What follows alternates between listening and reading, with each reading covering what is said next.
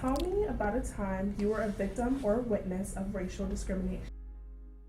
My uncle, who is black, which is, I know, weird, has been a victim countless times. One time he went into a Barney's, and he's a crazy successful businessman, and they refused to help him, took him over to the discount rack because they assumed he couldn't afford anything.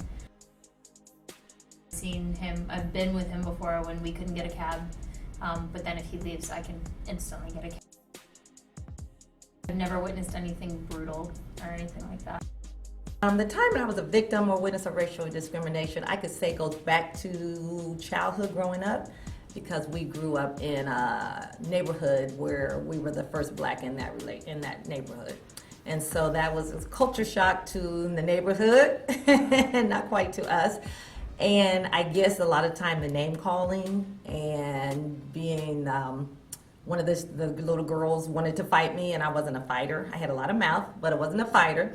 But I decided, I had had enough. She tripped me. She'd done all kind of things. And so I thought I'd wait till she got off the bus. I went home, changed my clothes, because we wore dresses back then. So I made sure I put some pants on. And she thought, okay, well, she's not going to see me. And so, they thought it was all funny. So then by the time she came down, then I was there. And so she ran up in this man's yard. And I knew I had to be in middle school. So, I was old enough to remember, and the man actually came out with the rifle. My mom or my parents, they had this mindset of that, I guess African Americans are bad. And of course I disagreed with it because, they didn't really see what I see every day. They seen it as a bad thing to interact with, African Americans. I was a witness of racial discrimination back when I was a kid, and I would go stay with my grandmother for a couple weeks every summer.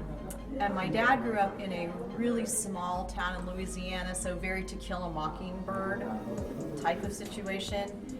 And all the black people literally lived on one side of the railroad tracks, and the white people lived on the other side of the railroad tracks.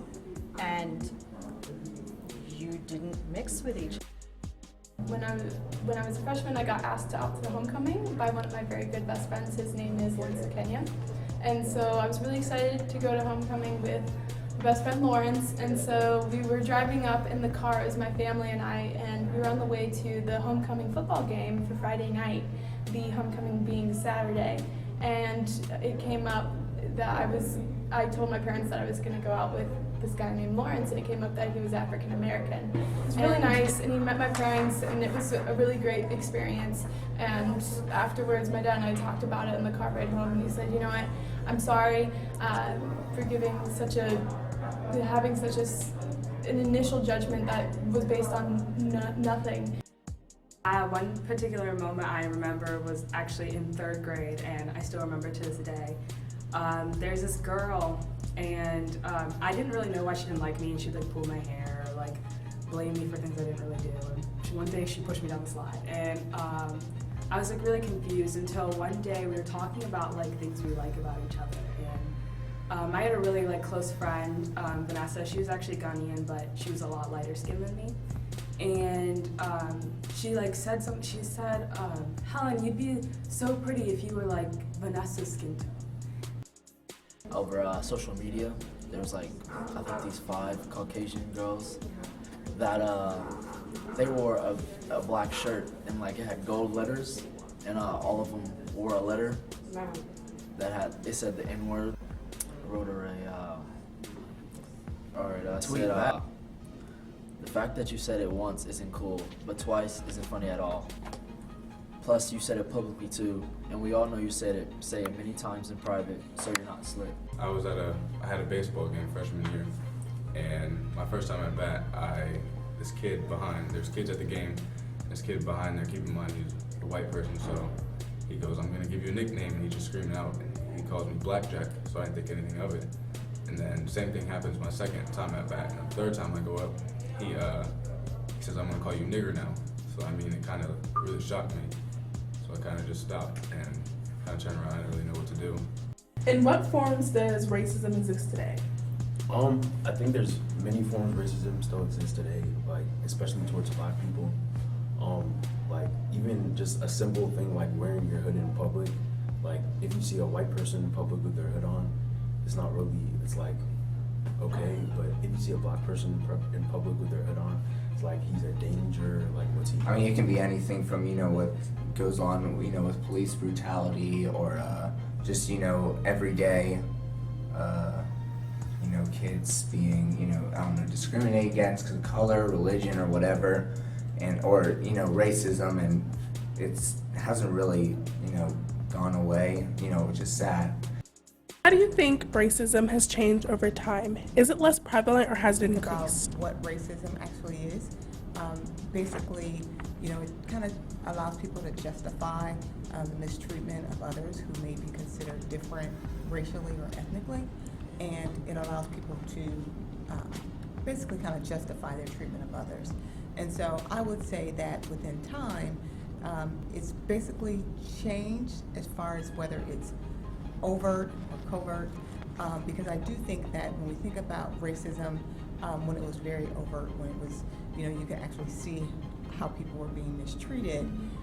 You can see it in the media, you can see it just walking down the street. I mean, you would see, you know, the signs that this is for white people, this is for Black people, or Black people had to basically sit in the back of the bus, or they couldn't go to schools where equal learning was going to take place. So we knew that those things were overt racist. It's like I'm checking people out and I'm talking to them and I get this weird looks because, well, I'm the only girl there who's wearing a hijab. And maybe racism is not all about color. Sometimes it reflects in different ways. In your opinion, what do you think could be done to solve the problem of police brutality? I think where it goes as like how police officers, if something happens, it's usually like the person being arrested, they say that's in the cops, like no, that didn't happen. So I think if there was like more recording, so maybe if the officers had cameras attached somewhere on their uniform, or if they had to wear a mandatory hat, maybe that could help with every arrest. And maybe training the officers more of how to handle people who are out of control, not just automatically, oh, I have to like tackle this person, or I have to like brutally, I don't know the word anymore, arrest them or something, like put them in handcuffs. So I think like maybe more training with patience could be a big thing, because I think some officers, they get overwhelmed by their emotions and they let their anger take over and they're not really clearly thinking. And I read a statistic somewhere, and that doesn't mean that it's a flawless statistic, but the fact that we spend more hours on gun training than we spend on mental health training is a problem. Because that means we're shooting first and we're asking questions. I believe it has to go all the way back to training. I believe the officers have to be retrained. You can't brainwash people, of course, and you can't change people's ideals and how they're raised, but I believe that they have to be trained in a different way, because obviously how they're being trained now is not working.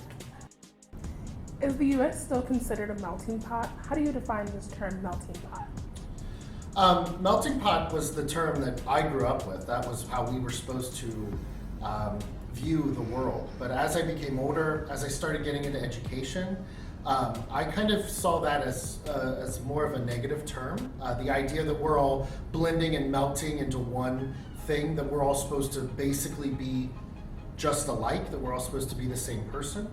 And that doesn't seem like, I don't think that's what they meant when they came up with that term, melting. I remember watching Schoolhouse Rock as a little kid years ago, and one of my favorite programs, one of my favorite episodes, was The Melting Pot, The Great American Melting Pot. The Great American Melting Pot. You remember that one? No, you've never seen? Oh, your history teachers have let you down. Anyway, and I thought, what a cool concept, you know, but then as I studied, I realized, actually, that's an old concept. That was from the late 1800s, early 1900s, when there was this massive influx of immigrants, especially from Southeast Europe, Southern and Eastern Europe. And, you know, the native people who were here, mostly English or German, Irish had been assimilated somewhat at that point. They were reacting against these strange people with their strange religions and languages and clothes. Having a diverse community is very important, because having different backgrounds gives you different perspectives and things. Your background, wherever you come from, I know I do. I'm a Mexican American female. I also have that American background, and I love each culture just as much. And I definitely do embrace it. Like, I don't think anyone will understand how it is to like say I love tamales and pozole and bachata and duranguense and Luis Coronel, and that all comes from a Mexican background. But at the same time, I can come back and say like I love rap music, I love hamburgers. If you don't know, I've been doing diversity work for over 25 years. So this has been a part of my work and my life for a very long time.